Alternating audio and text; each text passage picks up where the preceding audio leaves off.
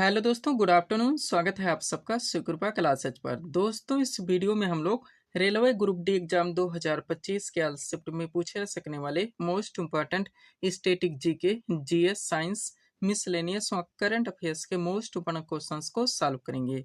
दोस्तों, आपके एग्जाम्स में आपका पूरा static GK, GS, miscellaneous, science और करंट अफेयर्स के जितने भी टॉपिक से क्वेश्चंस पूछे जाने हैं, एक एक क्वेश्चन व एक एक फैक्ट चुन चुन के डाला गया है।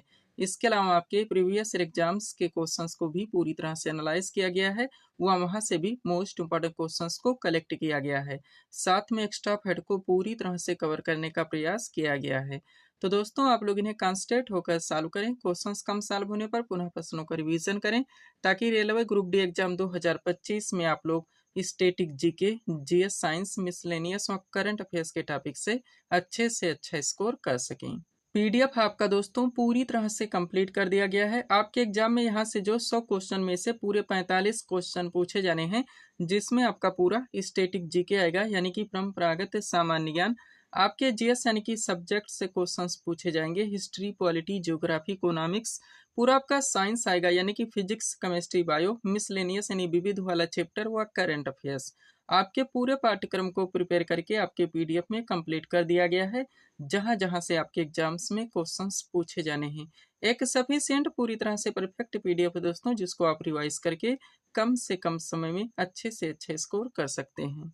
ओनली 50 रुपीज दोस्तों इस पीडीएफ की पेड फीस रखी गई है। व्हाट्सएप नंबर आप लोगों के सामने, जहां पर आप जुड़कर इस वैकेंसी का कंप्लीट पीडीएफ परचेज कर सकते हैं।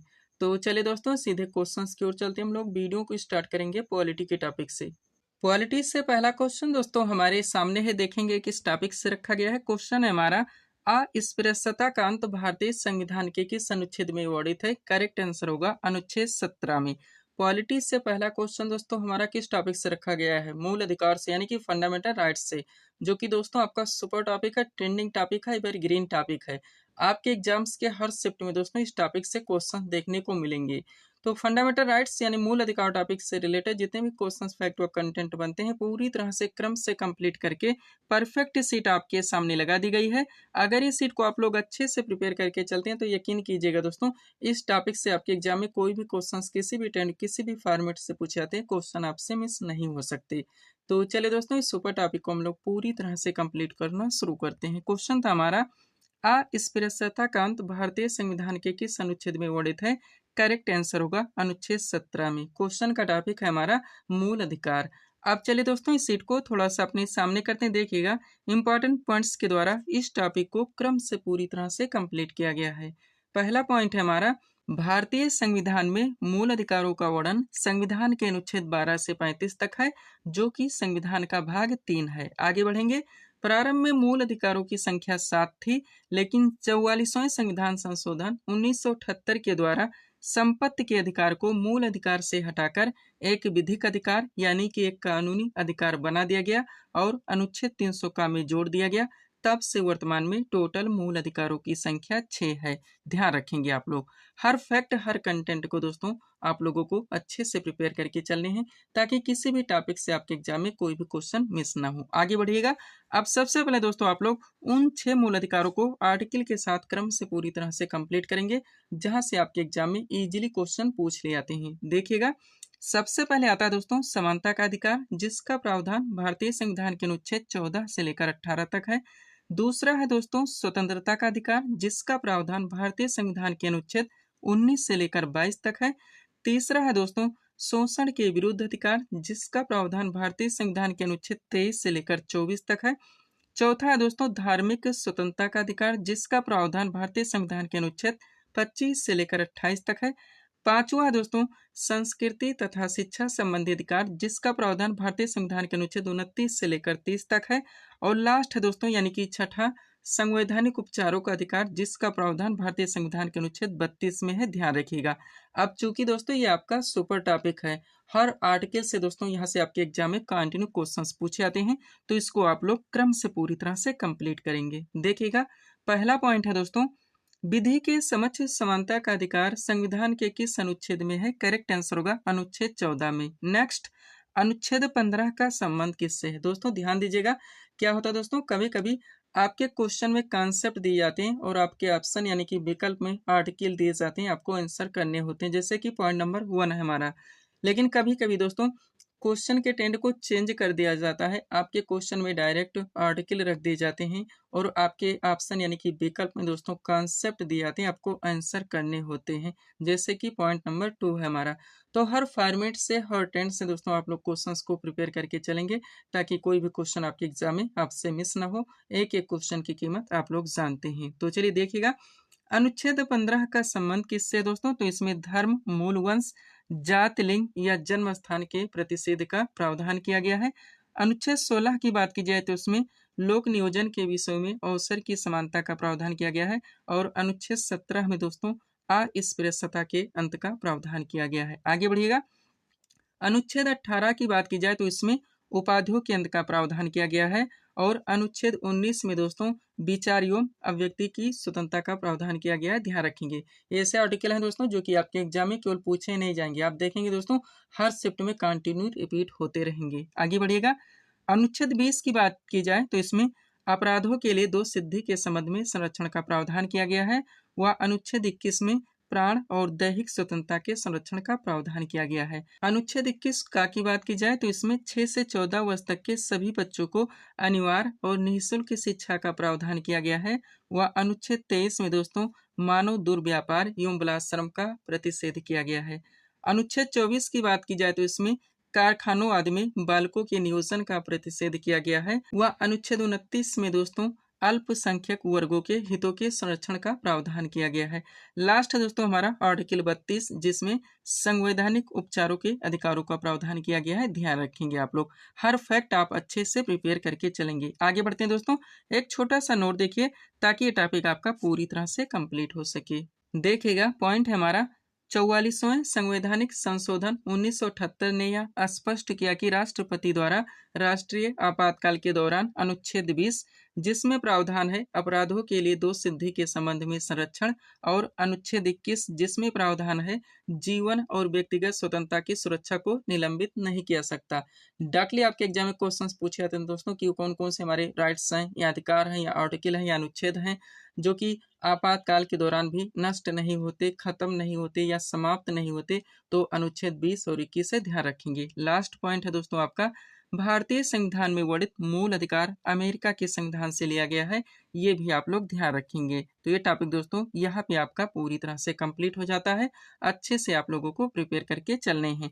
पीडीएफ के लिए हमारा व्हाट्सएप नंबर लगा हुआ है, जहाँ पर आप जुड़कर इस वैकेंसी का कंप्लीट पीडीएफ परचेज कर सकते हैं।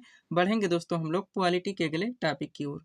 क्वालिटी से अगला क्वेश्चन दोस्तों हमारे सामने है, देखेंगे किस टॉपिक से रखा गया है। क्वेश्चन है हमारा, भारतीय संविधान में वर्णित संविधान संशोधन की प्रक्रिया का प्रावधान किस देश के संविधान से लिया गया है? करेक्ट आंसर होगा दक्षिण अफ्रीका के संविधान से। क्वालिटी का अगला क्वेश्चन दोस्तों हमारा किस टॉपिक से रखा गया है? भारतीय संविधान के विदेशी स्रोत से।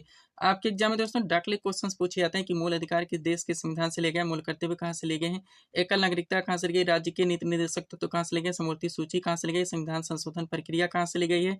तो जितने भी हो सकते हैं पूरी तरह से क्रम से कंप्लीट करके परफेक्ट सीट आपके सामने लगा दी गई है। जब चाहे दोस्तों इस सीट को आप लोग 2 मिनट में पूरी तरह से रिवाइज कर सकते हैं। तो चलिए दोस्तों इस सुपर टॉपिक को हम लोग पूरी तरह से कंप्लीट करना शुरू करते हैं। क्वेश्चन था हमारा, भारतीय संविधान में वर्णित संविधान संशोधन की प्रक्रिया का प्रावधान किस देश के संविधान से लिया गया है? करेक्ट आंसर होगा दक्षिण अफ्रीका के संविधान से। क्वेश्चन का टॉपिक है हमारा भारतीय संविधान के विदेशी स्रोत। अब चलिए दोस्तों इस सीट को थोड़ा सा अपने सामने करते हैं। देखिएगा, इंपॉर्टेंट पॉइंट्स के द्वारा इस टॉपिक को क्रम से पूरी तरह से कंप्लीट किया गया है। स्टार्ट करते हैं हम लोग ब्रिटेन के संविधान से। तो सबसे पहले दोस्तों इसमें संसदीय शासन प्रणाली मोस्ट इंपॉर्टेंट, विधि निर्माण प्रक्रिया यानी कि विधि का शासन, एकल नागरिकता आपका सुपर रहेगा ही, संसदीय विशेषाधिकार, मंत्रिमंडल का लोकसभा के प्रति सामूहिक उत्तरदायित्व, औपचारिक प्रधान के रूप में राष्ट्रपति, अखिल भारतीय सेवा प्रणाली व द्विसदनीय व्यवस्था, ये सारे प्रावधान दोस्तों ब्रिटेन के संविधान से लिए गए, ध्यान रखिएगा। दोस्तों हम आपको बताना चाहेंगे हमारे एक सेंटेंस के कॉन्सेप्ट से बहुत सारे क्वेश्चंस, फैक्ट व कंटेंट निकलते हैं जो कि आपके एग्जाम में भर भर के पूछे जाते हैं। यही वजह दोस्तों अपने वीडियोस में आपको ऑप्शन लगा के नहीं पढ़ाते, क्योंकि ऑप्शन से सारी चीज़ें एक साथ कंप्लीट नहीं हो सकती, केवल कन्फ्यूजन क्रिएट होता है और टाइम टेकिंग हो जाता है। जो भी टॉपिक्स दोस्तों हमारे द्वारा जहाँ पे उठाए जाते हैं उनको वहीं पे बेसिक से लेकर सब कुछ A to Z क्रम से पूरी तरह से कंप्लीट कर दिया जाता है। इसके लिए मुझे कितने भी बुक से मटेरियल का कलेक्शन क्यों ना करना पड़े, वो हर टॉपिक्स दोस्तों आपके पूरे पाठ्यक्रम को प्रिपेयर करके आपके PDF में कंप्लीट कर दिए गए हैं, जहां जहां से आपके एग्जाम्स में क्वेश्चंस पूछे जाने हैं। आगे बढ़िएगा। अमेरिका के संविधान से देखेंगे दोस्तों कि हमारे देश के संविधान में क्या क्या लिया गया है। तो सबसे पहले प्रस्तावना, मोस्ट इम्पोर्टेंट, मौलिक अधिकार आपका बार बार पूछा ही जाता है। उपराष्ट्रपति का पद, स्वतंत्र एवं निष्पक्ष न्यायालय, न्यायिक पुनर्विलोकन, सर्वोच्च न्यायालय का गठन एवं शक्तियां, ये प्रावधान दोस्तों अमेरिका के संविधान से लिए गए हैं। कनाडा के संविधान से देखेंगे तो संघात्मक व्यवस्था, मोस्ट इम्पोर्टेंट, शक्तियों का विभाजन, राज्यपाल की नियुक्ति व अवशिष्ट शक्तियों का केंद्र में निहित होना, ये प्रावधान कनाडा के संविधान से लिए गए हैं। आयरलैंड के संविधान से देखेंगे तो नीति निदेशक तत्व यानी कि DPSP आपका सुपर रहेगा। राष्ट्रपति की निर्वाचन पद्धति व राज्यसभा के सदस्यों का निर्वाचन, ये प्रावधान आयरलैंड के संविधान से लिए गए हैं। जर्मनी के संविधान से देखेंगे तो केवल एक प्रावधान, आपातकालीन उपबंध, ध्यान रखेंगे आप लोग। आगे बढ़ते हैं दोस्तों। सोवियत संघ यानी कि रूस के संविधान से देखेंगे कि हमारे देश के संविधान में क्या क्या लिया गया है। तो सबसे पहले मौलिक कर्तव्य यानी कि फंडामेंटल ड्यूटीज आपका मोस्ट इंपॉर्टेंट, पंचवर्षीय योजना आपका मोस्ट इंपॉर्टेंट, तथा प्रस्तावना में जो शब्द रखेंगे दोस्तों न्याय के आदर्श, ये सारे प्रावधान सोवियत संघ यानी कि रूस के संविधान से लिए गए हैं। फ्रांस के संविधान से देखेंगे तो गणतंत्र की अवधारणा का प्रावधान, प्रस्तावना में जो शब्द जोड़े गए दोस्तों समानता, बंधुता के आदर्श, ये सारे प्रावधान फ्रांस के संविधान से लिए गए हैं। ऑस्ट्रेलिया के संविधान से देखेंगे तो जो प्रस्तावना की भाषा है, समवर्ती सूची आपका सुपर रहेगा ही, केंद्र राज्य के बीच संबंध तथा संसद के जो दोनों सदनों की संयुक्त बैठक कराई जाती है, ये सारे प्रावधान ऑस्ट्रेलिया के संविधान से लिए गए हैं। दक्षिण अफ्रीका के संविधान से देखेंगे दोस्तों तो संविधान संशोधन की प्रक्रिया यानी कि आर्टिकल 368, और लास्ट है दोस्तों जापान के संविधान से देखेंगे तो कानून द्वारा स्थापित शब्दावली, ये प्रावधान जापान के संविधान से लिए गए हैं। तो ये टॉपिक दोस्तों आपका यहाँ पे पूरी तरह से कंप्लीट हो जाता है। अच्छे से प्रिपेयर करके आप चलते हैं, किसी भी शिफ्ट में दोस्तों आप अपने एग्जाम देते हैं, क्वेश्चन आपसे मिस नहीं हो सकते। PDF के लिए दोस्तों ये हमारा व्हाट्सअप नंबर लगा हुआ है। बढ़ेंगे दोस्तों हम लोग पॉलिटी के अगले टॉपिक की ओर। पॉलिटी से अगला क्वेश्चन दोस्तों हमारे सामने है, देखेंगे किस टॉपिक से रखा गया है। क्वेश्चन हमारा, वित्त आयोग यानी कि फाइनेंस कमीशन का प्रावधान संविधान के किस अनुच्छेद में वर्णित है। करेक्ट आंसर होगा अनुच्छेद 280 में। पॉलिटी से अगला क्वेश्चन दोस्तों हमारा किस टॉपिक से रखा गया है। भारतीय संविधान के दोस्तों जितने भी महत्वपूर्ण अनुच्छेद एवं संबंधित प्रावधान है, आपका सबसे सुपर टॉपिक दोस्तों, आपके एग्जाम्स के हर शिफ्ट में मिनिमम 2 क्वेश्चन इस टॉपिक से देखने को मिलेंगे। तो कंप्लीट सीट आपके सामने लगा दी गई है, अच्छे से आप लोगों को प्रिपेयर करके चलने हैं। चलिए शुरू करते हैं हम लोग। क्वेश्चन था हमारा, वित्त आयोग यानी कि फाइनेंस कमीशन का प्रावधान संविधान के किस अनुच्छेद में वर्णित है। करेक्ट आंसर होगा अनुच्छेद 280 में। क्वेश्चन का टॉपिक है हमारा भारतीय संविधान के महत्वपूर्ण अनुच्छेद एवं संबंधित प्रावधान। चलिए दोस्तों इस सीट को थोड़ा सा अपने सामने करते हैं, देखिएगा। एक तरफ दोस्तों भारतीय संविधान के जितने भी संबंधित प्रावधान हैं उनके नाम दिए गए हैं, दूसरी तरफ दोस्तों उनसे संबंधित महत्वपूर्ण अनुच्छेद दिए गए हैं। स्टार्ट करते हैं हम लोग। बात की जाए दोस्तों संघ का नाम और राज्य क्षेत्र, तो इसका प्रावधान भारतीय संविधान के अनुच्छेद 1 में है। नए राज्यों का प्रवेश या स्थापना, इसका प्रावधान भारतीय संविधान के अनुच्छेद 2 में है। राज्यों की सीमा एवं नाम में परिवर्तन की बात की जाए तो इसका प्रावधान भारतीय संविधान के अनुच्छेद 3 में है। संविधान के प्रारंभ के समय नागरिकता, या आप कह सकते हैं नागरिकता संबंधी प्रावधान, तो ये भारतीय संविधान के अनुच्छेद 5 में है। विधि के समक्ष समानता का अधिकार का प्रावधान भारतीय संविधान के अनुच्छेद 14 में है।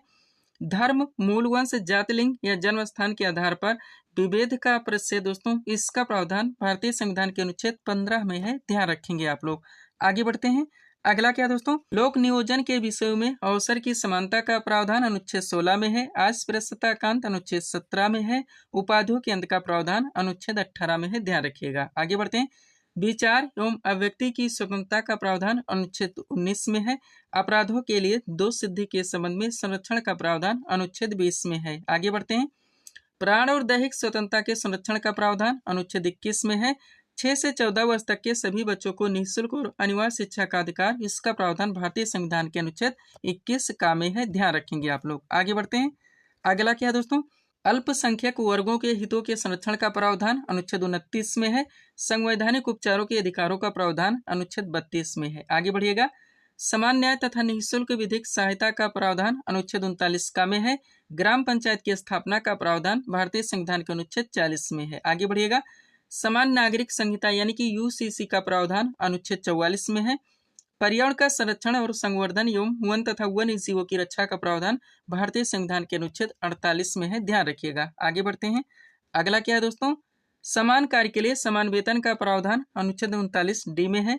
कार्यपालिका से न्यायपालिका के पृथक्करण का प्रावधान अनुच्छेद 50 में है। आगे बढ़ेंगे। अंतरराष्ट्रीय शांति और सुरक्षा की अभिवृद्धि का प्रावधान अनुच्छेद 51 में है। मूल कर्तव्य आपका अनुच्छेद 51 का में है।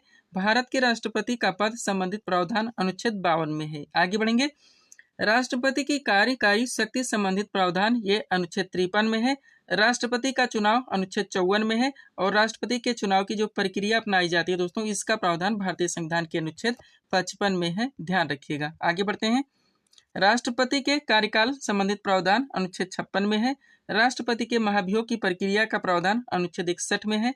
उपराष्ट्रपति का निर्वाचन अनुच्छेद 66 में है। राष्ट्रपति द्वारा क्षमादान की शक्ति का प्रावधान अनुच्छेद 72 में है। आगे बढ़ेंगे। राष्ट्रपति को सहायता और सलाह देने के लिए जो मंत्रिपरिषद की व्यवस्था की गई अनुच्छेद 74 में है। भारत का महान्यायावधि अनुच्छेद 76 में है। संसद के गठन का प्रावधान दोस्तों भारतीय संविधान के अनुच्छेद 79 में है। ध्यान रखिएगा। आगे बढ़ते हैं। अगला क्या है दोस्तों, राज्यसभा का गठन अनुच्छेद 80 में है। लोकसभा का गठन 81 में है। और संसद के जो दोनों सदनों की संयुक्त बैठक कराई जाती है, इसका प्रावधान भारतीय संविधान के अनुच्छेद 108 में है। आगे बढ़ेंगे। धन विधेयक की परिभाषा का प्रावधान 110 में है। वार्षिक वित्तीय विवरण यानी बजट का प्रावधान 112 में है। राष्ट्रपति द्वारा अध्यादेश जारी करने की शक्ति का प्रावधान 123 में है। सुप्रीम कोर्ट की स्थापना का प्रावधान भारतीय संविधान के अनुच्छेद 24 में है। ध्यान रखेंगे। आगे बढ़ते हैं। अगला क्या दोस्तों, भारत के नियंत्रक एवं महालेखा परीक्षक यानी सीएजी संबंधित प्रावधान 148 है। और भारत के नियंत्रक एवं महालेखा परीक्षक यानी सीएजी के कर्तव्य का प्रावधान दोस्तों ये भारतीय संविधान के अनुच्छेद 149 में है। राज्यपाल की नियुक्ति 155 में है। राज्यपाल द्वारा क्षमादान की शक्ति का प्रावधान 161 में है। राज्य का महाधिवक्ता 165 में है। राज्यपाल द्वारा अध्यादेश जारी करने की शक्ति ये भारतीय संविधान के अनुच्छेद 213 में है। उच्च न्यायालय के न्यायाधीशों की नियुक्ति संबंधित प्रावधान भारतीय संविधान के अनुच्छेद 217 में है। ध्यान रखेंगे। आगे बढ़ते हैं। अगला क्या दोस्तों, उच्च न्यायालय को रिट जारी करने का अधिकार ये अनुच्छेद 226 में है। पंचायती राज की परिभाषा संबंधित प्रावधान अनुच्छेद 243 में है। वित्त आयोग का प्रावधान 280 में है। राज्य में राष्ट्रपति शासन 356 में है। वित्तीय आपातकाल घोषित करने का प्रावधान भारतीय संविधान के अनुच्छेद 360 में है। संघ की राजभाषा संबंधित प्रावधान 343 में है। संपत्ति का अधिकार अब आपका 300A में है। राष्ट्रपति द्वारा आपातकाल घोषित करने का प्रावधान ये भारतीय संविधान के अनुच्छेद 352 में है। ध्यान रखिएगा। आगे बढ़ते हैं। अगला क्या है दोस्तों, राष्ट्रपति और राज्यपालों की विशेष सुरक्षा का प्रावधान अनुच्छेद 361 में है। प्रमुख बंदरगाहों और हवाई अड्डों के संबंध में विशेष प्रावधान ये भारतीय संविधान के अनुच्छेद 364 में है। और लास्ट है दोस्तों, संसद को संविधान में संशोधन करने की शक्ति और प्रक्रिया संबंधित प्रावधान भारतीय संविधान के अनुच्छेद 368 में। ध्यान रखेंगे आप लोग। पीडीएफ के लिए दोस्तों ये हमारा व्हाट्सएप नंबर लगा हुआ है। बढ़ेंगे दोस्तों हम लोग स्टैटिक जीके के टॉपिक की ओर। स्टैटिक जीके से पहला क्वेश्चन दोस्तों हमारे सामने है, देखेंगे किस टॉपिक से रखा गया है। क्वेश्चन है हमारा, जनगणना 2011 के अनुसार भारत का जनसंख्या घनत्व कितना है। करेक्ट आंसर होगा 382 व्यक्ति प्रति वर्ग किलोमीटर। स्टैटिक जीके से पहला क्वेश्चन दोस्तों हमारा किस टॉपिक से रखा गया है, जनगणना 2011 से यानी कि संसद 2011 से, जो कि दोस्तों आपका सुपर टॉपिक है, आपका ट्रेंडिंग टॉपिक है। आपके एग्जाम्स के हर शिफ्ट में इस टॉपिक से क्वेश्चंस पूछे जाएंगे। तो जनगणना 2011 यानी कि संसद 2011 टॉपिक से रिलेटेड जितने भी क्वेश्चंस फैक्ट और कंटेंट बनते हैं पूरी तरह से क्रम से कंप्लीट करके परफेक्ट सीट आपके सामने लगा दी गई है। अच्छे से आप लोगों को प्रिपेयर करके चलने हैं। चलिए शुरू करते हैं हम लोग। क्वेश्चन था दोस्तों हमारा, जनगणना 2011 के अनुसार भारत का जनसंख्या घनत्व कितना है। करेक्ट आंसर होगा 382 व्यक्ति प्रति वर्ग किलोमीटर। क्वेश्चन का टॉपिक है हमारा जनगणना 2011।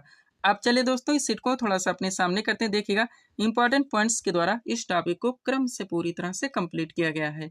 पहला पॉइंट है हमारा, भारत में जनगणना की शुरुआत 1872 में लॉर्ड मेयो के कार्यकाल में हुई थी। वह भारत में नियमित जनगणना की शुरुआत 1881 में लॉर्ड रिपन के कार्यकाल में हुई थी। आगे बढ़ेंगे। स्वीडन 1749 में पहली बार आधुनिक विश्व में जनगणना कराने वाला देश है और अमेरिका 1790 में दशकीय जनगणना की शुरुआत कराने वाला देश है। वह स्वतंत्र भारत की पहली जनगणना 1951 ईस्वी में हुई थी। हर फैक्ट हर कंटेंट को दोस्तों आप लोग अच्छे से प्रिपेयर करके चलेंगे ताकि किसी भी टॉपिक से कोई भी क्वेश्चन आपके एग्जाम में आपसे मिस ना हो। एक एक क्वेश्चन की कीमत आप लोग जानते हैं। आगे बढ़िएगा। 2011 की जनगणना भारत की 15वीं जनगणना और स्वतंत्र भारत की 7वीं जनगणना थी। 2011 की जनगणना का आदर्श वाक्य तो हमारी जनगणना हमारा भविष्य था। 2011 की जनगणना के समय जनगणना आयुक्त की बात की जाए तो डॉक्टर सी चंद्रमौली थे और 2011 की जनगणना की अनुमानित लागत 2200 करोड़ थी। ध्यान रखेंगे आप लोग। आगे बढ़ते हैं। अगला पॉइंट है दोस्तों, 2001 से 2011 ईस्वी के बीच भारत की जनसंख्या की 10 की वृद्धि तो 17.7% रही। इस फैक्ट को आप लोग रट के रखेंगे। अगला पॉइंट, 1911 से 1921 ईस्वी के दौरान भारत में जनसंख्या की 10 की वृद्धि तो ऋणात्मक रही। कितना? -0.31%। और यह भारत की जनगणना के इतिहास में पहली बार हुआ, जिस कारण 1921 ईस्वी को महान विभाजक वर्ष यानी कि year of the great divide कहा जाता है। ध्यान रखिएगा। यहाँ तक दोस्तों आपकी बेसिक चीजें थी। अब जनगणना 2011 से जो डाटा निकल के आया दोस्तों, उसको आप लोग क्रम से पूरी तरह से कंप्लीट करेंगे। देखिएगा, पहला पॉइंट है 2011 की जनगणना के अनुसार भारत की कुल जनसंख्या तो 1,21,08,54,977 है, यानी कि एक रूप में कहा जाए तो 121 करोड़ है, जो कि विश्व की कुल जनसंख्या का 17.5% है। ध्यान रखिएगा। अब इसमें पुरुषों की टोटल जनसंख्या की बात की जाए तो 62,37,24,248 है। वह महिलाओं की टोटल जनसंख्या की बात की जाए तो 58,64,69,174 है। प्रतिशत में बात की जाए दोस्तों तो पुरुषों की जनसंख्या का प्रतिशत है 51.54%, व महिलाओं की जनसंख्या का प्रतिशत है 48.46%। ध्यान रखेंगे आप लोग। ये ऐसे फैक्ट है दोस्तों जो कि हजारों हजार बार वनडे एग्जाम में पूछे गए हैं। आगे बढ़िएगा। अगला पॉइंट है 2011 की जनगणना के अनुसार देश की कुल जनसंख्या में शहरी जनसंख्या की बात की जाए तो 31.2% है, जबकि ग्रामीण जनसंख्या की बात की जाए तो 68.8% है। ध्यान रखिएगा। आगे बढ़ते हैं। पॉइंट है आपका 2011 की जनगणना के अनुसार सर्वाधिक जनसंख्या वाला राज्य तो उत्तर प्रदेश है एवं न्यूनतम जनसंख्या वाला राज्य वो सिक्किम है। ध्यान रखेंगे। अब केंद्र शासित प्रदेश में देखिए दोस्तों, ध्यान दीजिएगा।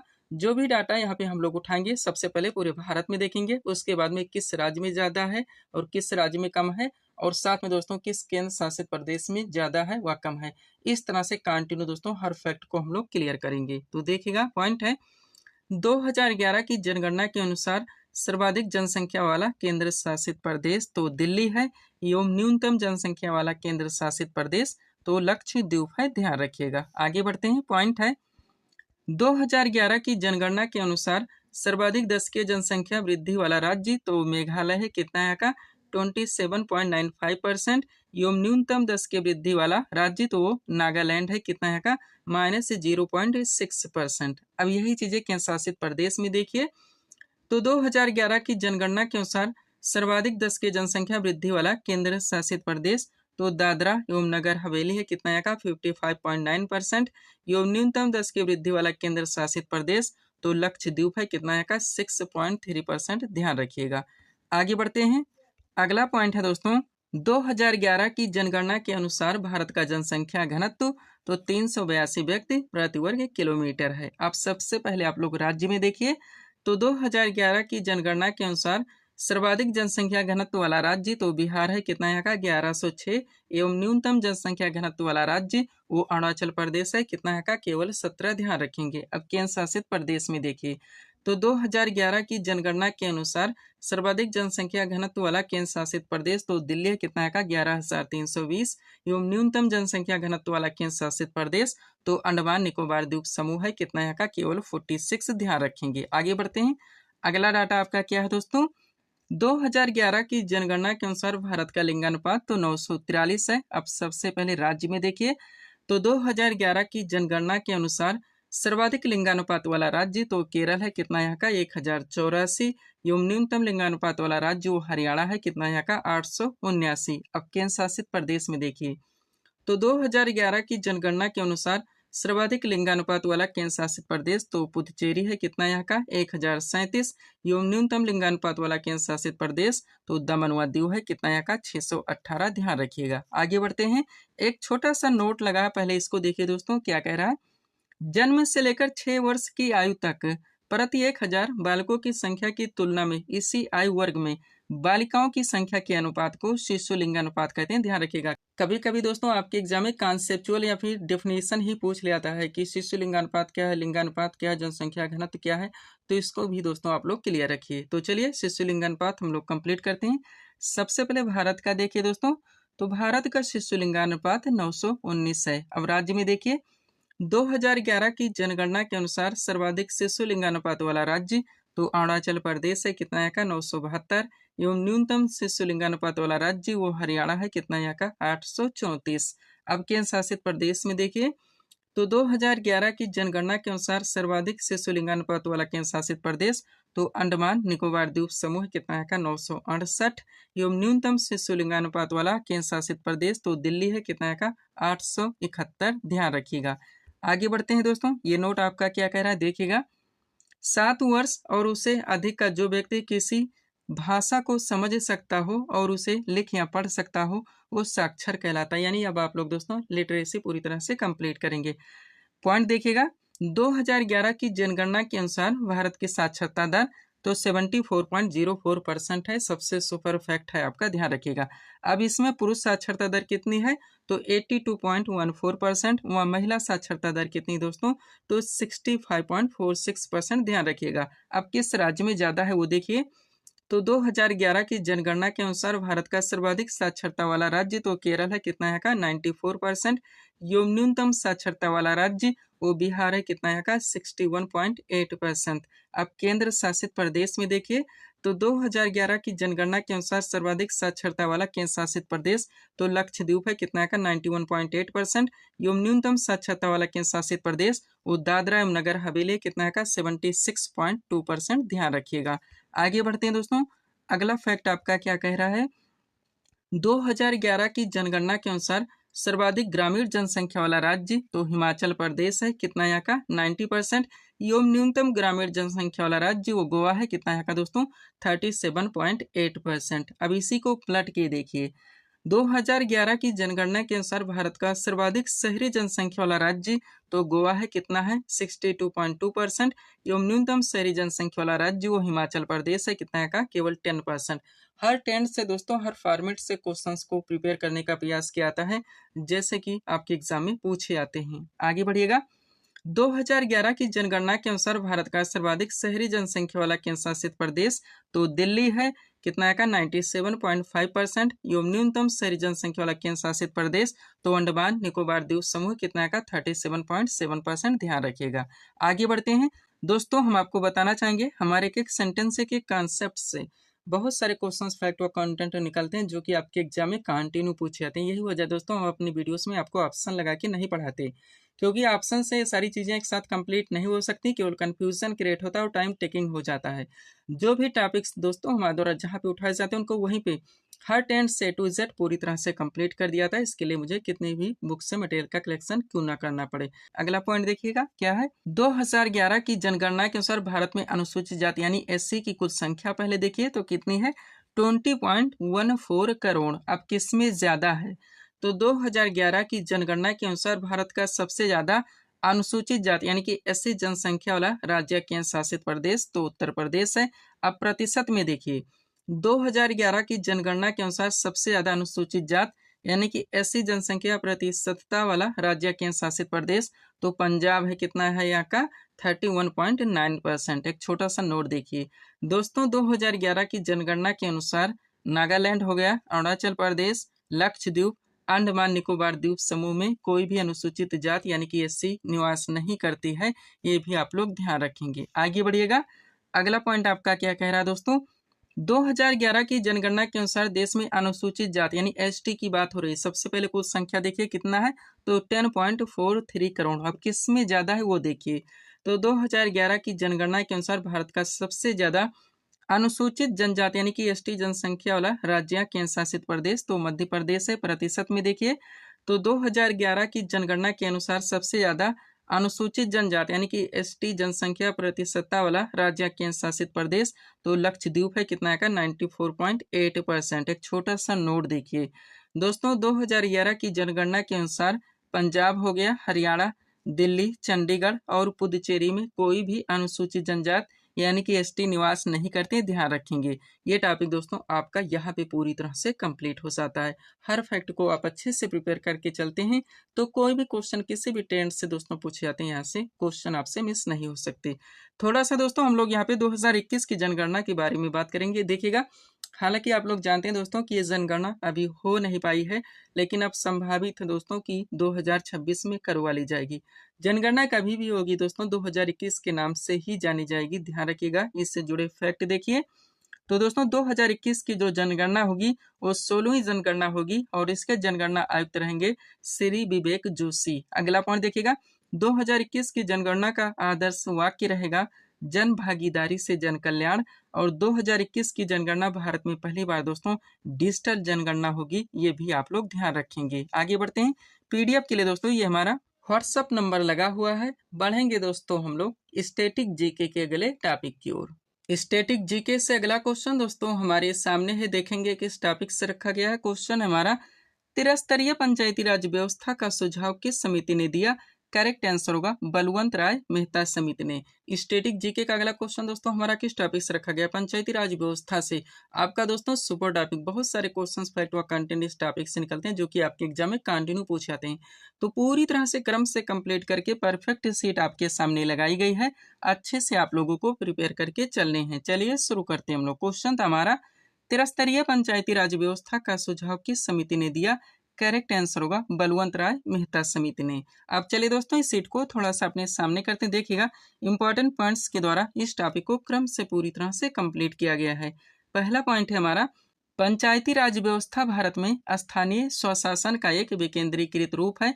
यह ग्रामीण समुदायों को सशक्त बनाने और जमीनी स्तर पर लोकतंत्र को बढ़ावा देने के लिए पेश की गई थी, ध्यान रखिएगा। अब आप जानते हैं दोस्तों पंचायती राज व्यवस्था में 3 स्तर होते हैं, तो सबसे पहले इसको देखिए। पॉइंट है, पंचायती राज व्यवस्था में 3 स्तर होते हैं, ग्राम पंचायत, पंचायत समिति और जिला परिषद। आगे बढ़िएगा। अब यहाँ से दोस्तों आप लोगों को एक एक फैक्ट को अच्छे से प्रिपेयर करके चलने हैं। देखिएगा, पहला पॉइंट है, भारत में प्रति वर्ष 24 अप्रैल को राष्ट्रीय पंचायती राज दिवस मनाया जाता है। इस दिवस का मुख्य उद्देश्य स्थानीय शासन के महत्व के बारे में जागरूकता बढ़ाना है। आगे बढ़िएगा। पंचायती राज व्यवस्था को 73वें संविधान संशोधन 1992 के द्वारा संवैधानिक दर्जा प्रदान किया गया था। पंचायती राज व्यवस्था सर्वप्रथम 2 अक्टूबर 1959 को राजस्थान के नागौर जिले से आरंभ की गई थी। त्रिस्तरीय पंचायती राज व्यवस्था का सुझाव बलवंत राय मेहता समिति के द्वारा दिया गया था। संविधान की 11वीं अनुसूची में आता है। टोटल इसमें दोस्तों 29 कार्यों को शामिल किया गया है और लॉर्ड रिपन को भारत में स्थानीय स्वशासन का जनक माना जाता है। सब कुछ आप अच्छे से क्लियर करके चलेंगे। आगे बढ़िएगा। अब सबसे पहले 4 क्वेश्चन देखिए दोस्तों। पहला है, ग्राम पंचायत की स्थापना का प्रावधान भारतीय संविधान के किस अनुच्छेद में है?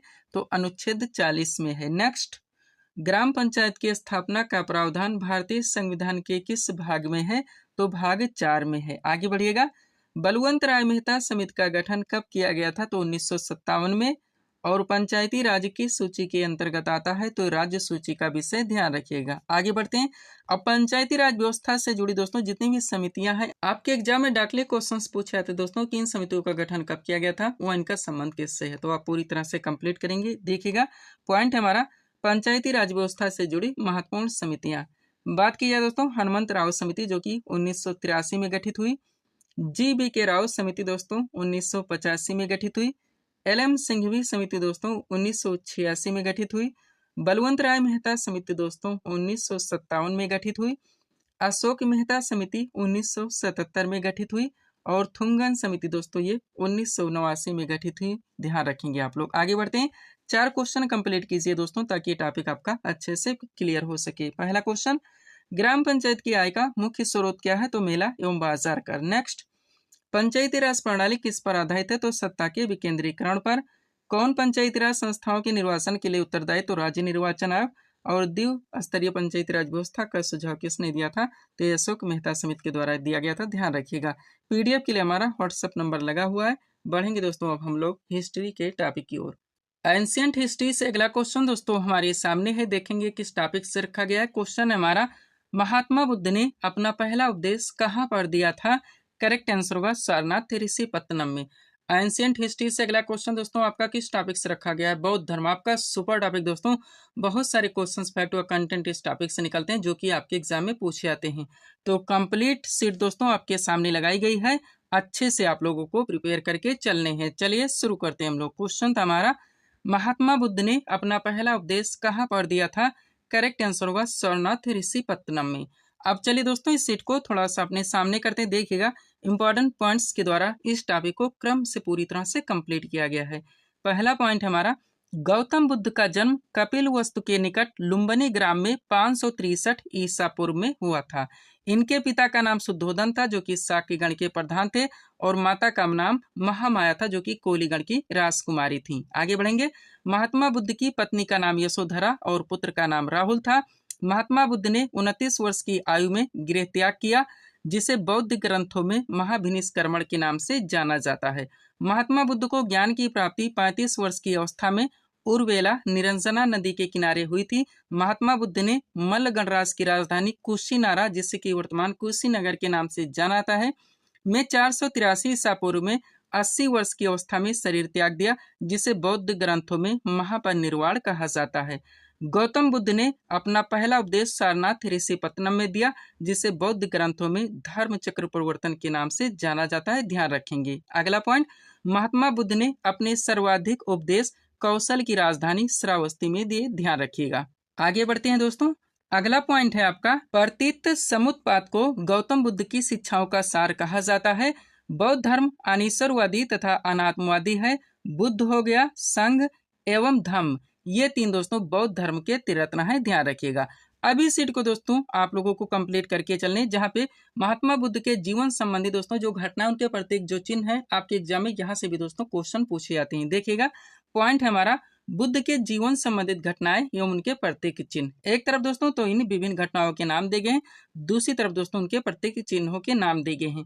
बात की जाए दोस्तों जन्म, तो इसका प्रतीक है कमल एवं साण। गृह त्याग का प्रतीक है घोड़ा। ज्ञान का प्रतीक है दोस्तों पीपल वृक्ष। निर्वाण का प्रतीक है दोस्तों पद चिन्ह, और मृत्यु का प्रतीक है दोस्तों स्तूप, ध्यान रखिएगा। आगे बढ़ते हैं, अगला पॉइंट है दोस्तों आपका, जातक कथाओं में गौतम बुद्ध की जीवन संबंधी कहानियां हैं। बौद्ध ग्रंथों में सुक्त पिटक, विनय पिटक तथा अभिधम पिटक को सामूहिक रूप से त्रिपिटक कहा गया है, और त्रिपिटक की भाषा पाली है, ये भी ध्यान रखेंगे। तीनों पिटक के नाम आपको ध्यान रखने हैं दोस्तों। क्वेश्चन का ट्रेंड अगर चेंज कर दिया है, निम्न में से कौन सा त्रिपिटक का खंड नहीं है, या भाग नहीं है, या अंग नहीं है, ऐसे में अगर आप दोस्तों तीनों पिटक के नाम याद नहीं रखते तो आप क्वेश्चन सॉल्व नहीं कर सकते। अगला पॉइंट, महात्मा बुद्ध ने अपने उपदेश पाली भाषा में दिए। कालांतर में कनिष्क के शासनकाल में बौद्ध धर्म का विभाजन हीनयान तथा महायान दो शाखाओं में हो गया। हीनयान शाखा के अनुयायियों ने गौतम बुद्ध के मूल उपदेशों को स्वीकार किया, जबकि महायान शाखा के अनुयायियों ने बुद्ध की मूर्ति पूजा का प्रचलन शुरू किया, ध्यान रखेंगे। आगे बढ़ते हैं, अब बौद्ध धर्म में दोस्तों आप लोग जानते हैं 4 महासंगीतियों का आयोजन किया गया था, तो इनको आप लोग क्रम से पूरी तरह से कंप्लीट करेंगे। देखिएगा पॉइंट है हमारा, बौद्ध धर्म की महासंगीतियां। तो बौद्ध धर्म में टोटल 4 महासंगीतियों का आयोजन किया गया था। उनके अध्यक्ष, शासनकाल और स्थान इस प्रकार हैं। तो सबसे पहले इन विभिन्न संगीतियों के क्रम दिए गए हैं, समय दिया गया है, स्थल दिया गया है, शासनकाल दिया गया है, और इनकी अध्यक्षता किसके द्वारा की गई थी ये भी मेंशन कर दिया गया है। स्टार्ट करते हैं हम लोग। बात की जाए दोस्तों प्रथम बौद्ध संगीत का आयोजन तो 483 ईसा पूर्व में राजगृह में अजात शत्रु के शासनकाल में हुई थी। अध्यक्षता की बात की जाए तो इस संगीत की अध्यक्षता दोस्तों महाकश्यप ने की थी। नेक्स्ट, द्वितीय बौद्ध संगीत का आयोजन 383 ईसा पूर्व में वैशाली में कालाशोक के शासनकाल में हुई थी। अध्यक्षता की बात की जाए तो सब्बा कामी के द्वारा की गई थी।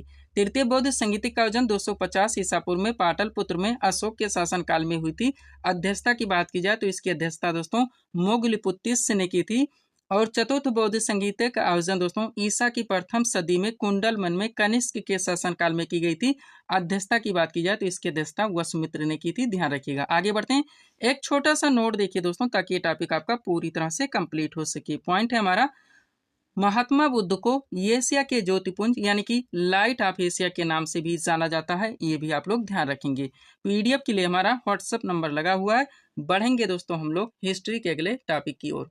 हिस्ट्री से अगला क्वेश्चन दोस्तों हमारे सामने है, देखेंगे किस टॉपिक से रखा गया है। क्वेश्चन है हमारा, जैन धर्म के 24वें एवं अंतिम तीर्थंकर कौन थे? करेक्ट आंसर होगा महावीर स्वामी। देखिए दोस्तों क्वेश्चन को कैसे मेंशन किया गया है, जैन धर्म के 24वें एवं अंतिम, इसका अर्थ ये हुआ कि जैन धर्म में टोटल 24 तीर्थंकर हुए थे। तो एंशिएंट हिस्ट्री का अगला क्वेश्चन दोस्तों आपका किस टॉपिक से रखा गया है? जैन धर्म आपका सुपर टॉपिक है दोस्तों। बहुत सारे क्वेश्चन फैक्ट व कंटेंट यहाँ से बनते हैं जो कि आपके एग्जाम में पूछे जाते हैं। तो कंप्लीट सीट आपके सामने लगी हुई है, अच्छे से आप लोगों को प्रिपेयर करके चलने हैं। चलिए शुरू करते हैं हम लोग। क्वेश्चन था हमारा, जैन धर्म के 24वें एवं अंतिम तीर्थंकर कौन थे? करेक्ट आंसर होगा महावीर स्वामी। अब चलिए दोस्तों इस सीट को थोड़ा सा अपने सामने करते देखिएगा। इंपॉर्टेंट पॉइंट्स के द्वारा इस टॉपिक को क्रम से पूरी तरह से कंप्लीट किया गया है। पहला पॉइंट है हमारा, जैन धर्म के प्रथम तीर्थंकर ऋषभदेव थे। इन्हें इस धर्म का संस्थापक भी माना जाता है। आगे बढ़ेंगे, जैन धर्म में कुल 24 तीर्थंकर हुए। महावीर स्वामी जैन धर्म के 24वें तीर्थंकर थे। इन्हें जैन धर्म का वास्तविक संस्थापक माना जाता है। महावीर स्वामी का जन्म 540 ईसा पूर्व में कुंडग्राम वैशाली में हुआ था। इनके पिता का नाम सिद्धार्थ था जो कि ज्ञात्रिक क्षत्रिय कुल के थे, और माता का नाम तिरसला था जो कि लिच्छवी शासक चेटा की बहन थी। महावीर स्वामी की पत्नी का नाम यशोदा था। आगे बढ़िएगा, 30 वर्ष की आयु में महावीर स्वामी ने गृह त्याग किया। 42 वर्ष की अवस्था में जिरुम्भी ग्राम रिस्पालका नदी के किनारे 12 वर्ष की तपस्या के बाद में इन्हें ज्ञान की प्राप्ति हुई, और महावीर स्वामी का परिनिर्वाण यानी कि मृत्यु 72 वर्ष की अवस्था में 468 ईसा पूर्व में पावापुरी में हुई थी। ध्यान रखेंगे, हर फैक्ट दोस्तों आप लोग क्लियर करके चलेंगे। आगे बढ़िएगा, अगला पॉइंट है दोस्तों, महावीर स्वामी ने 5 महाव्रतों के पालन का उपदेश दिया। ये 5 महाव्रत हैं सत्य, अहिंसा, अस्तेय, अपरिग्रह एवं ब्रह्मचर्य। इनमें से शुरू के 4 महाव्रत जैन धर्म के 23वें तीर्थंकर पार्श्वनाथ के थे। अंतिम महाव्रत ब्रह्मचर्य महावीर स्वामी ने जोड़ा था। क्लियर रहिएगा। अगला पॉइंट, जैन धर्म में कर्म फल से छुटकारा पाने के लिए त्रिरत्न का पालन आवश्यक माना गया है। ये त्रिरत्न है सम्यक दर्शन, सम्यक ज्ञान और सम्यक आचरण। जैन धर्म अनिश्वरवादी है। जैन धर्म में आत्मा की मान्यता है। महावीर स्वामी पुनर्जन्म एवं कर्मवाद में विश्वास करते थे। जैन साहित्य को आगम कहा जाता है। नेक्स्ट, महावीर स्वामी अपने उपदेश प्राकृत भाषा में दिए। कालांतर में जैन धर्म 2 संप्रदायों श्वेतांबर एवं दिगंबर में बढ़ गया। श्वेतांबर संप्रदाय के अनुयायी श्वेत वस्त्र धारण करते थे, जबकि दिगंबर संप्रदाय के अनुयायी वस्त्रों का परित्याग करते थे। ध्यान रखिएगा। आगे बढ़ते हैं। अब दोस्तों जैन धर्म में आप लोग जानते हैं टोटल 2 महासंगीतियों का आयोजन किया गया था। आप अच्छे से कंप्लीट करेंगे। देखिएगा, पॉइंट है आपका जैन धर्म की महासंगीतियां। तो जैन धर्म में टोटल 2 महासंगीतियों का आयोजन हुआ था।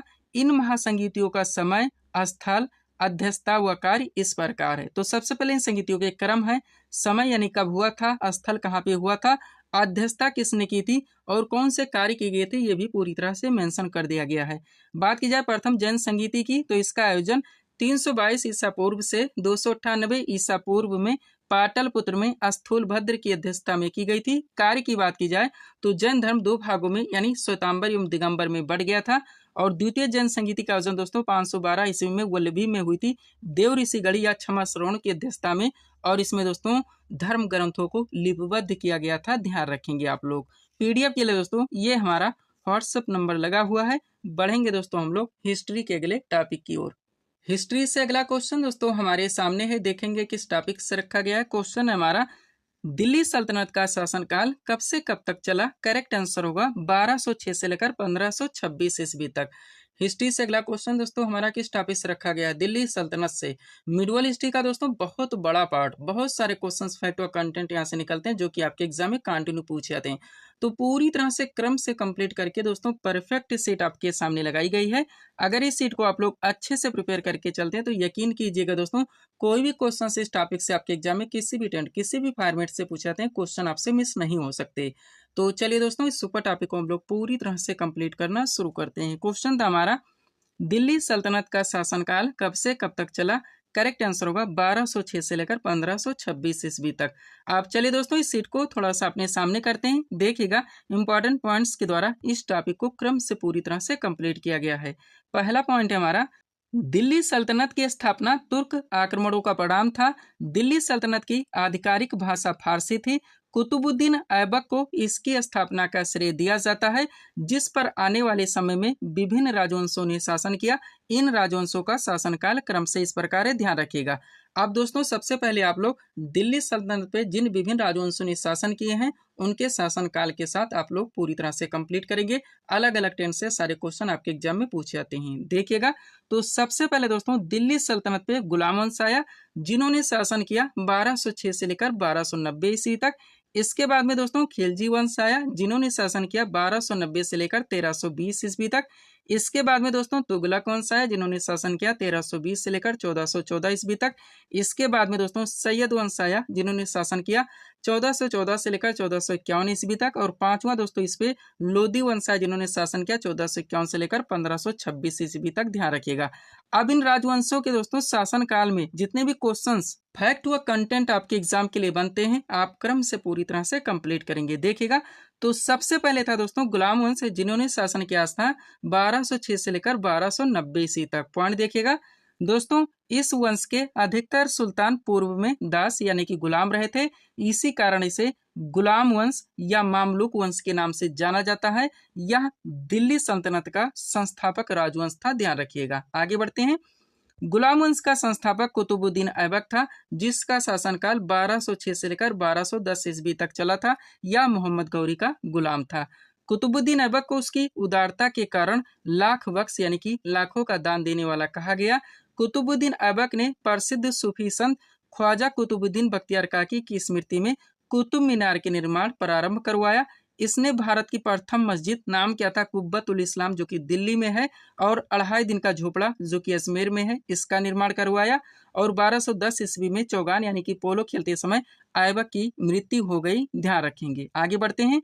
तो इसके बाद में दोस्तों मोस्ट मॉडर्न शासक आते हैं, जिनका नाम है इल्तुतमिश। बहुत सारे क्वेश्चंस आपके एग्जाम के लिए यहाँ से सुपर निकलते हैं, आप अच्छे से कंप्लीट करेंगे, देखिएगा। पॉइंट है हमारा, कुतुबुद्दीन ऐबक की मृत्यु के पश्चात उसके पुत्र आराम शाह को सिंहासन पर बैठाया गया, परंतु आराम शाह अयोग्य शासक था।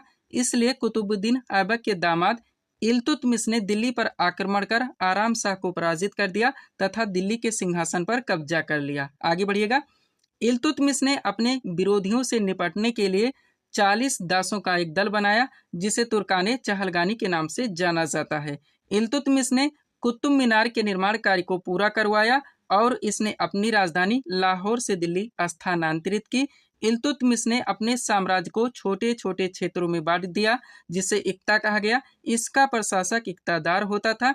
इल्तुतमिश ने चांदी का टका तथा तांबे का जीतल का प्रचलन किया एवं दिल्ली में टकसाल स्थापित की, ध्यान रखेंगे। आगे बढ़ते हैं। अगला पॉइंट है दोस्तों, वह दिल्ली का पहला शासक था जिसने सुल्तान की उपाधि धारण कर स्वतंत्र सल्तनत स्थापित की। उसने बगदाद के खलीफा से मान्यता प्राप्त की और ऐसा करने वाला वह प्रथम मुस्लिम शासक बना, ध्यान रखेंगे। आगे बढ़िएगा। इल्तुतमिश को भारत में गुंबद निर्माण का पिता कहा जाता है। उसने सुल्तानगढ़ी मकबरे का निर्माण करवाया। इल्तुतमिश ने अपनी पुत्री रजिया को अपना उत्तराधिकारी घोषित किया, क्योंकि उसके सभी पुत्र अयोग्य थे। रजिया सुल्तान भारत की प्रथम महिला मुस्लिम शासका थी, जिन्होंने 1236 से लेकर 1240 ईस्वी तक भारत पर शासन किया। रजिया ने पहनावे में पर्दे को त्याग कर कुबा यानी कोट तथा कुला यानी टोपी धारण की। उसने भटिंडा के प्रशासक अल्तुनिया से निकाह किया, ध्यान रखेंगे आप लोग। आगे बढ़ते हैं दोस्तों। अब इनके बाद में दोस्तों बलबन आते हैं, जिनका शासनकाल है 1265 से लेकर 1287 ईस्वी तक। पॉइंट देखिएगा दोस्तों, बलबन दिल्ली सल्तनत का प्रथम सुल्तान था, जिसने सुल्तान की प्रतिष्ठा की पुनर्स्थापना के उद्देश्य से राजत्व संबंधी विचार प्रस्तुत किया। बलबन ने फारसी यानी कि ईरानी परंपरा की तर्ज पर सिजदा एवं पाबोस की प्रथा चलाई। इसने फारसी परंपरा पर आधारित नवरोज उत्सव की शुरुआत की। बलबन ने अपने विरोधियों से निपटने के लिए लौह एवं रक्त की नीति का अनुसरण किया, ध्यान रखेंगे। तो यहाँ पे दोस्तों आपका गुलाम वंश पूरी तरह से कंप्लीट हो जाता है। आगे बढ़ेंगे। अब दिल्ली सल्तनत पे दोस्तों जो आपका दूसरा राजवंश आता है खिलजी वंश, जिसका शासनकाल है 1290 से लेकर 1320 ईस्वी तक, आप पूरी तरह से कंप्लीट करेंगे। देखिएगा, पॉइंट है हमारा, खिलजी वंश का संस्थापक जलालुद्दीन फिरोज खिलजी है, जिसका शासनकाल 1290 से लेकर 1296 ईस्वी तक चला था। इसने अपनी राजधानी दिल्ली के निकट किलोखरी में बनाई। यह दिल्ली सल्तनत का प्रथम शासक था जिसने हिंदुओं के प्रति उदारवादी दृष्टिकोण अपनाया। उसके शासनकाल में मंगोल दिल्ली में बसे, जिन्हें नवीन मुसलमान कहा गया। अगला पॉइंट, 1296 ईस्वी में जलालुद्दीन की हत्या उसके भतीजे एवं दामाद अलाउद्दीन खिलजी ने धोखे से कर दी। अलाउद्दीन खिलजी प्रथम मुस्लिम सुल्तान था जिसने दक्षिण भारत पर आक्रमण किया और उसे अपने अधीन कर लिया। अलाउद्दीन की नीतियों में सर्वाधिक महत्वपूर्ण बाजार नियंत्रण नीति थी, जिसका उद्देश्य अपनी विशाल सेनाओं की आवश्यकताओं को पूरा करना था। अलाउद्दीन ने अलाई दरवाजा, हौज खास, सीरी फोर्ट, जमात खाना मस्जिद का निर्माण करवाया तथा अपनी राजधानी सीरी को बनाया। ध्यान रखेंगे। आगे बढ़ते हैं दोस्तों। अगला पॉइंट है आपका, उसने सिकंदर सानी की उपाधि धारण की, इसलिए उसे द्वितीय सिकंदर भी कहा जाता है। इसके दरबार में अमीर खुसरो व हसन निजामी जैसे कवि थे। अमीर खुसरो को हिंदे तोता कहा जाता है। अलाउद्दीन खिलजी वह प्रथम सुल्तान था जिसने भूमि की माप के आधार पर लगान निर्धारित किया। अलाउद्दीन खिलजी ने सैनिकों की सीधी भर्ती तथा नगद वेतन देने की प्रथा की शुरुआत की। उसने सैनिकों के लिए हुलिया तथा उनके घोड़ों के लिए दोस्तों दाग प्रथा की शुरुआत की। ध्यान रखेंगे आप लोग। आगे बढ़ते हैं। अब दोस्तों दिल्ली सल्तनत पे जो तीसरा राजवंश आता है वो है तुगलक वंश, जिसका शासनकाल 1320 से लेकर 1413 ईस्वी तक चला था। पूरी तरह से कंप्लीट करेंगे। देखिएगा, तुगलक वंश का संस्थापक गयासुद्दीन तुगलक था, जिसका शासन 1320 से लेकर 1335 ईस्वी तक चला था। गयासुद्दीन तुगलक ने नहरों तथा कुओं का निर्माण करवाया तथा डाक व्यवस्था को संगठित किया। दीवान-ए-अमीर कोही की स्थापना मोहम्मद बिन तुगलक के द्वारा की गई थी। इसने अपनी राजधानी दिल्ली से दौलताबाद यानी कि देवगिरी स्थानांतरित की। किताबुल रहला पुस्तक की रचना इब्न बतूता ने की थी, जो कि मोरक्को का निवासी था। यह मोहम्मद बिन तुगलक के शासनकाल में भारत आया था। दीवान एक हैरान की स्थापना फिरोज शाह तुगलक ने की थी, जो कि एक दान विभाग था। उसने एक दास विभाग दीवान ए बंदरगान की भी स्थापना की। फिरोज शाह तुगलक भारत में नहरों के सबसे बड़े जाल का निर्माण करने के लिए प्रसिद्ध है और फिरोज शाह तुगलक वह पहला सुल्तान था जिसने दोस्तों ब्राह्मणों पर भी जजिया कर लगाया था। ये भी आप लोग ध्यान रखेंगे। आगे बढ़ते हैं दोस्तों। अब दिल्ली सल्तनत पे जो आपका चौथा राजवंश आता है वो है दोस्तों सैयद वंश, जिसका शासनकाल 1414 से लेकर 1451 तक चला था। आप इसको पूरी तरह से कंप्लीट करेंगे। देखिएगा दोस्तों, पॉइंट है, सैयद वंश की स्थापना खिज्र खां ने की थी, जिसका शासनकाल 1414 से लेकर 1421 ईस्वी तक चला था। खिज्र खां ने रैयत ए आला की उपाधि धारण की थी। सल्तनत काल में शासन करने वाला यह एकमात्र शिया वंश था। खिज्र खां के उत्तराधिकारी मुबारक शाह, मोहम्मद शाह, अलाउद्दीन और आलम शाह अयोग्य थे, जिससे बहलोल लोदी को मौका मिला तथा उसने लोदी वंश की स्थापना की। ध्यान रखेंगे। तो दिल्ली सल्तनत पे दोस्तों आपका पांचवा जो राजवंश आता है वो है लोदी वंश। जितने भी क्वेश्चन यहाँ से बनते हैं आप कंप्लीट कीजिए। बात की जाए दोस्तों लोदी वंश की, तो इसका शासनकाल 1451 से लेकर 1526 ईस्वी तक चला था। पॉइंट देखिएगा, लोदी वंश की स्थापना बहलोल लोदी ने की थी, जिन्होंने 1451 से लेकर 1489 ईस्वी तक शासन किया था। सिकंदर लोदी इस वंश का सर्वश्रेष्ठ शासक था। उसने कुशल सैन्य व्यवस्था एवं गुप्तचर प्रणाली गठित की। सिकंदर लोदी ने भूमि मापन हेतु गज सिकंदरी नामक पैमाने का प्रचलन किया। उसने 1504 ईस्वी में आगरा शहर की स्थापना की तथा इसे अपनी राजधानी बनाया। उसने कुतुब मीनार की मरम्मत करवाई। इब्राहिम लोदी दिल्ली सल्तनत तथा लोदी वंश का अंतिम शासक था, जो कि 1526 ईस्वी के पानीपत के प्रथम युद्ध में बाबर के हाथों मारा गया। ध्यान रखिए। तो यहाँ पे दोस्तों आपका दिल्ली सल्तनत पूरी तरह से कंप्लीट हो जाता है और मुगल वंश दोस्तों स्टार्ट हो जाता है, जो कि हम लोग अन्य वीडियो में पूरी तरह से कंप्लीट करेंगे। पीडीएफ के लिए दोस्तों ये हमारा व्हाट्सएप नंबर लगा हुआ है। बढ़ेंगे दोस्तों हम लोग हिस्ट्री के अगले टॉपिक की ओर। हिस्ट्री से अगला क्वेश्चन दोस्तों हमारे सामने है। देखेंगे किस टॉपिक से रखा गया है। क्वेश्चन है हमारा, आर्य समाज की स्थापना किसने की थी? करेक्ट आंसर होगा स्वामी दयानंद सरस्वती ने। हिस्ट्री से अगला क्वेश्चन दोस्तों हमारा किस टॉपिक से रखा गया है। जितने भी दोस्तों सामाजिक व धार्मिक आंदोलन है तथा समाज सुधारक आपके एग्जाम में दोस्तों डॉक्टर क्वेश्चंस बनते हैं कि आर्य समाज की स्थापना किसने की, ब्रह्म समाज की स्थापना किसने की, रामकृष्ण मिशन की स्थापना किसने की, सत्यशोधक समाज की स्थापना किसने की, खुदाई खिदमतगार की स्थापना किसने की। तो जितने भी हो सकते हैं पूरी तरह से कंप्लीट करके परफेक्ट सीट दोस्तों आपके सामने लगाई गई है। अच्छे से आप लोगों को प्रिपेयर करके चलने हैं। चलिए शुरू करते हैं हम लोग। क्वेश्चन था हमारा, आर्य समाज की स्थापना किसने की थी? करेक्ट आंसर होगा स्वामी दयानंद सरस्वती ने। आप चलिए दोस्तों इस सीट को थोड़ा सा अपने सामने करते हैं, देखिएगा इंपॉर्टेंट पॉइंट्स के द्वारा इस टॉपिक को क्रम से पूरी तरह से कंप्लीट किया गया है। पहला पॉइंट है हमारा, राजा राममोहन राय को भारतीय पुनर्जागरण का जनक कहा जाता है। ब्रह्म समाज की स्थापना राजा राममोहन राय द्वारा 20 अगस्त 1828 को कलकत्ता में की गई, जिसका उद्देश्य तत्कालीन हिंदू समाज में व्याप्त बुराइयों, सती प्रथा, बहुविवाह, वेश्यागमन, जातिवाद, अस्पृश्यता आदि को समाप्त करना था। आगे बढ़िएगा। राजा राममोहन राय ने 1815 ईस्वी में आत्मीय सभा की स्थापना की। 1825 ईस्वी में इन्होंने वेदांत कॉलेज की स्थापना की। इन्होंने हिंदू कॉलेज खोलने में डेविड हेयर का सहयोग किया। इन्होंने सती प्रथा के विरुद्ध आंदोलन चलाया तथा पाश्चात्य शिक्षा के प्रति अपना समर्थन दिया। ध्यान रखिएगा। आगे बढ़ते हैं। अगला पॉइंट देखिएगा दोस्तों क्या है। आर्य समाज की स्थापना स्वामी दयानंद सरस्वती द्वारा 1875 ईस्वी में बंबई में की गई, जिसका प्रमुख उद्देश्य वैदिक धर्म को पुनः शुद्ध रूप से स्थापित करने, भारत को धार्मिक, सामाजिक व राजनीतिक रूप से एक सूत्र में बांधने एवं पाश्चात्य प्रभाव को समाप्त करने का प्रयास करना था।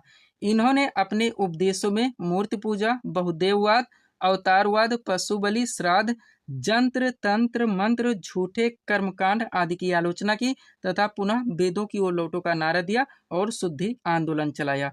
उनके विचारों का संकलन इनकी कीर्ति सत्यार्थ प्रकाश में देखने को मिलता है, जो कि 1883 में प्रकाशित की गई थी। ध्यान रखिएगा। आगे बढ़ते हैं।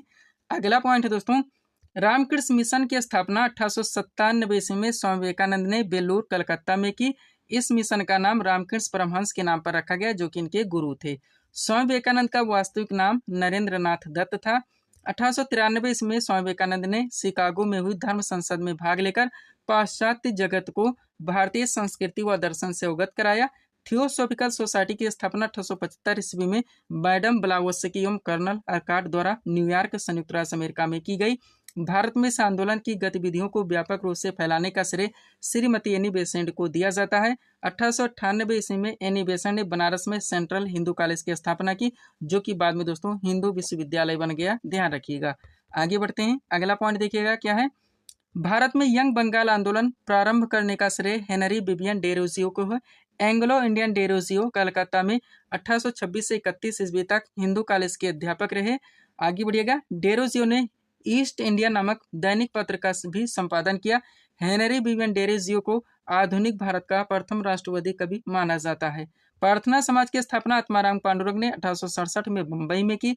वहाबी आंदोलन के नेता सैयद अहमद बरेलवी थे। वहाबी आंदोलन का मुख्य केंद्र पटना था। अलीगढ़ आंदोलन की शुरुआत सर सैयद अहमद खान ने की। इन्होंने 1877 ईस्वी में अलीगढ़ मुस्लिम विश्वविद्यालय की स्थापना की। ये भी आप लोग ध्यान रखेंगे। आगे बढ़ते हैं।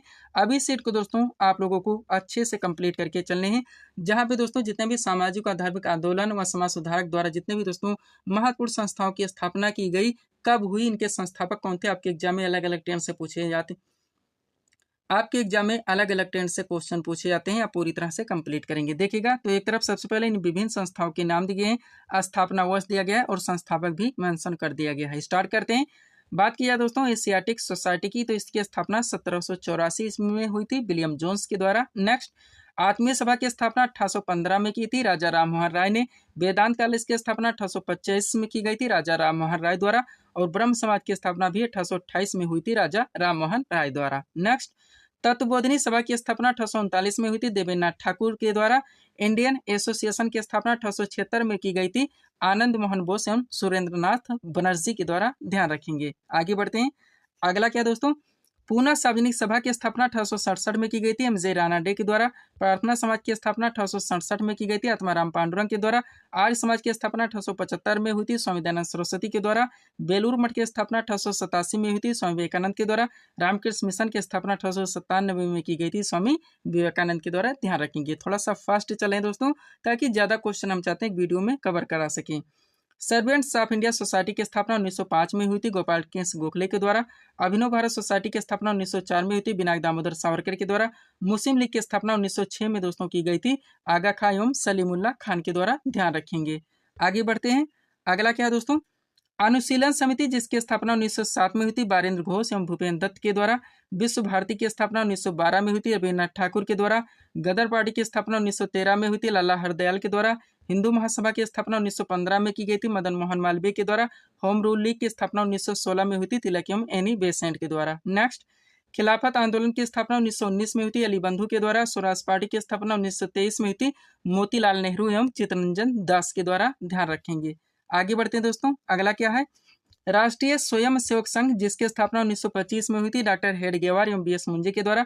खुदाई खिदमतगार की स्थापना 1929 में हुई थी खान अब्दुल गफ्फार खां के द्वारा। फॉरवर्ड ब्लॉक की स्थापना 1939 में हुई थी सुभाष चंद्र बोस के द्वारा। हिंदुस्तान सोशलिस्ट रिपब्लिकन आर्मी की स्थापना 1928 में हुई थी भगत सिंह एवं चंद्रशेखर आजाद के द्वारा। और लास्ट दोस्तों, आजाद हिंद सरकार जिसकी स्थापना 1943 में की गई थी सुभाष चंद्र बोस के द्वारा। ध्यान रखेंगे। तो ये टॉपिक भी दोस्तों आपका यहाँ पे पूरी तरह से कंप्लीट हो जाता है। पीडीएफ के लिए हमारा व्हाट्सअप नंबर लगा हुआ है। बढ़ेंगे दोस्तों हम लोग हिस्ट्री के अगले टॉपिक की ओर। हिस्ट्री से अगला क्वेश्चन दोस्तों हमारे सामने है, देखेंगे किस टॉपिक से रखा गया। क्वेश्चन है हमारा, गुलाम वंश की स्थापना किसने की थी? करेक्ट आंसर होगा कुतुबुद्दीन ऐबक ने। हिस्ट्री से अगला क्वेश्चन दोस्तों हमारा किस टॉपिक से रखा गया है। जितने भी दोस्तों महत्वपूर्ण ऐतिहासिक राजवंश हैं आपके एग्जाम में दोस्तों डायरेक्टली क्वेश्चन पूछे जाते हैं, किनकी स्थापना किनके द्वारा की गई थी। तो यहाँ पे दोस्तों महत्वपूर्ण जितने भी ऐतिहासिक राजवंश हैं उनके संस्थापक के साथ साथ उनकी राजधानी भी कंप्लीट करके परफेक्ट सीट आपके सामने लगाई गई है। अच्छे से आप लोगों को प्रिपेयर करके चलने हैं। चलिए शुरू करते हैं हम लोग। क्वेश्चन था हमारा, गुलाम वंश की स्थापना किसने की थी? करेक्ट आंसर होगा कुतुबुद्दीन ऐबक। क्वेश्चन का टॉपिक है हमारा महत्वपूर्ण ऐतिहासिक राजवंश संस्थापक एवं उनकी राजधानी। चलिए दोस्तों इस सीट को थोड़ा सा अपने सामने करते हैं, देखिएगा। सबसे पहले एक तरफ दोस्तों इसमें महत्वपूर्ण जितने भी ऐतिहासिक राजवंश हैं उनके नाम दिए गए हैं, उनके संस्थापक के नाम दिए गए हैं और राजधानी भी मेंशन कर दी गई है। स्टार्ट करते हैं हम लोग। बात किया दोस्तों हर्यक वंश की, तो इसकी स्थापना बिंबिसार के द्वारा की गई थी। राजधानी इनकी राजगृह थी। शिशुनाग वंश की स्थापना दोस्तों शिशुनाग ने की थी। इनकी राजधानी वैशाली थी। मौर्य वंश की स्थापना दोस्तों चंद्रगुप्त मौर्य के द्वारा हुई थी। इनकी राजधानी पाटलिपुत्र थी। शुंग वंश की स्थापना पुष्यमित्र शुंग ने की थी। इनकी भी राजधानी दोस्तों पाटलिपुत्र थी। नेक्स्ट, गुलाम वंश की स्थापना कुतुबुद्दीन ऐबक ने की थी। इनकी राजधानी दिल्ली थी। संगम वंश की स्थापना हरिहर एवं बुक्का ने की थी। इनकी राजधानी विजयनगर थी। लोधी वंश की स्थापना दोस्तों बहलोल लोधी ने की थी। इनकी राजधानी दिल्ली थी। ध्यान रखेंगे। आगे बढ़ते हैं दोस्तों। अगला क्या है आपका, राष्ट्रकूट वंश मोस्ट इंपोर्टेंट जिनकी दोस्तों संस्थापक राष्ट्रकूट वंश दोस्तों जिनके संस्थापक दंतदुर्ग थे। इनकी राजधानी मानिकखेड़ थी। पल्लव वंश की स्थापना सिंह विष्णु ने की थी। इनकी राजधानी कांचीपुरम थी। चालुक्य वंश के संस्थापक पुलकेशिन प्रथम थे। इनकी राजधानी बादामी या वापी थी। मुगल वंश के संस्थापक बाबर थे। इनकी राजधानी दिल्ली व आगरा दोनों थी। तुगलक वंश के संस्थापक गयासुद्दीन तुगलक थे। इनकी राजधानी दिल्ली थी। खिलजी वंश के संस्थापक जलालुद्दीन खिलजी थे। इनकी भी राजधानी दिल्ली थी। और लोधी वंश के संस्थापक दोस्तों बहलोल लोधी थे। इनकी भी राजधानी दिल्ली थी। वर्धन वंश के संस्थापक पुष्यभूति थे। इनकी राजधानी दोस्तों थानेश्वर व कन्नौज दोनों थी। ध्यान रखेंगे। आगे बढ़ते हैं। अगला क्या है दोस्तों, गुर्जर प्रतिहार वंश जिनके संस्थापक नागभट्ट प्रथम थे। इनकी राजधानी कन्नौज थी। चौहान वंश के संस्थापक वासुदेव थे। इनकी राजधानी अजमेर थी। नंद वंश के संस्थापक महापन्नन थे। इनकी राजधानी पाटलिपुत्र थी। और सातवाहन वंश के संस्थापक दोस्तों शिवमुख थे। इनकी राजधानी प्रतिष्ठान थी। ध्यान रखेंगे। तो दोस्तों यहीं पे इस वीडियो को हम लोग विराम देना चाहेंगे। और भी दोस्तों टॉपिक्स लाते हैं तो आपका वीडियो लंबा खिंचेगा। तो मिलते हैं दोस्तों हम आपको अपने अगले वीडियोस में। Thanks for watching.